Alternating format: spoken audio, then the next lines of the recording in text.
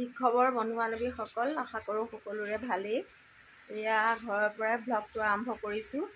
এয়া চাওক, আমাৰ ফালে ইমান বৰষুণ দি আছে। আপোনালোকৰ ফালে দিছে নাই জনাবচোন। ইমান বৰষুণ চাওকচোন, দেখিছেনে কেনেকুৱা বৰষুণ দি আছে। চব বোকা বোকা হৈ গৈছে আৰু ৰাস্তা গাঁৱলীয়া জেগা যিহেতু বোকা পানীৰ মাজতেই আমি থাকিব লাগিব। এয়া ছাগলী এৰাল দি থৈ আহিছিলোঁ ৰাতিপুৱাই, অলপ বৰষুণটো কম দিছিলে, এতিয়া আকৌ একদম বহুত বেছিকৈ দিছে বৰষুণ। গতিকে লৈ আহোঁগৈ আৰু ছাগলীকেইটা ভিতৰতে পাত চাত দি বান্ধি থওঁ। আজি মনটো বহুত বেয়া, আজি মনটো বহুত দুখ লাগিছে। আপোনালোকক কৈ আছোঁ বাৰু কিয় দুখ লাগিছে। একদম মানে মনটো বহুত বেয়া। এজন ঘৰৰ সদস্য হেৰাই যোৱাৰ দৰে মোৰ আজি এজন সদস্য হেৰাই গৈছে ঘৰৰ পৰা। মানে কি হ'ল, এজনী ছাগলী পুহিছিলোঁ প্ৰায় মই আজি 17-16 বছৰ কাল। তাই বছৰত দুবাৰকৈ পোৱালি দিয়ে, 3টাকৈ দিয়ে। আপোনালোকে বিশ্বাস কৰিব নকৰে মই নাজানো, 3টাকৈ পোৱালি দিয়ে। আৰু গতিকে যোৱা ৰাতি তাইক মই বন্ধা নাই, নাবান্ধোঁ। বুঢ়ী ছাগলী জেগা এডোখৰ আছে বাহিৰতে, তাই তাতেই শুই মেলি থাকে আৰু যেতিয়াই ইচ্ছা তেতিয়াই ওলাই যায়, ঘাঁহ খাই যেনেদৰে থাকে তাইক থাকিবলৈ দিছিলোঁ। গতিকে তাইৰ দাঁত চাত নাইকিয়া হৈ গৈছিলে আৰু তেনেকৈ দৰে তাই আছিলে।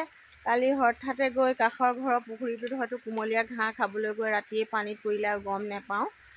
ৰাতিপুৱা কাষৰ ঘৰৰ মানুহে কৈছে যে আপোনালোকৰ ছাগলীজনী পুখুৰীত পৰি আছে, আৰু সেয়া মানুহজনে উঠাই মেলি আনিলেগৈ আৰু আপোনালোকক দেখাই আছোঁ। আপোনালোকে ভিডিঅ'টো চাব।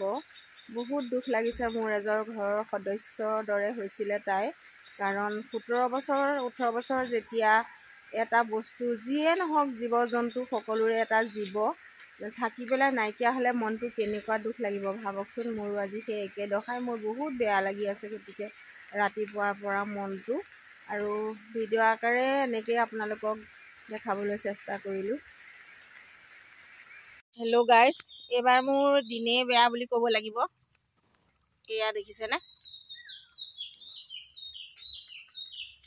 এজনী ছাগলী প্ৰায় আপোনালোকে বিশ্বাস কৰে নে নকৰে, 17 বছৰ বয়স হ'ল। আজি মোৰ বহুত বেয়া লাগিছে। মোৰ এজন ঘৰৰ সদস্য নিচিনা হয় তাই। 17 বছৰ কাল তাইক মই পোহপালন দি ৰাখিলোঁ, আৰু তাইক কমেও প্ৰায় 25-30টাকৈ ওপৰ পোৱালি দিলে।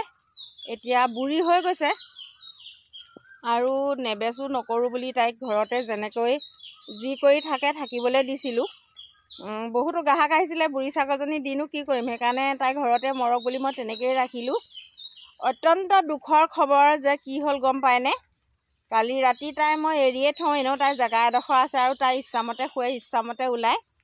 তাই এটা পুখুৰীৰ কাষত মানে খাবলৈ গৈছিলে, ঘাঁহো খাব নোৱাৰে, ভাতেই খায় বেছিকৈ, প্ৰায় ভাতেই দিওঁ মই তাইক, চুবাব নোৱাৰে, দাঁত এটাও নাই।